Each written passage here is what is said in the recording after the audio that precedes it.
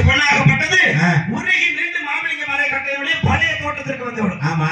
அப்ப காலையில எழுந்திரிச்சு பொண்ணாண்டவரை பாப்பேன், மரக்கால கேட்பேன், பொண்ணாண்டவர் கொடுப்பாரு, மரக்கால பாப்பேன். நான் கொண்டு வந்தது 12,000 திரவியம்.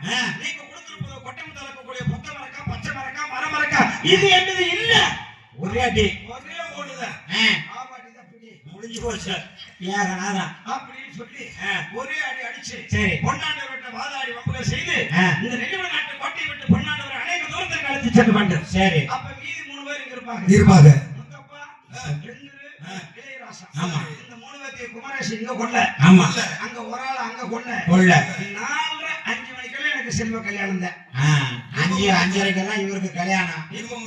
அங்கிட்டு 3 நாள்ல கருமாதி.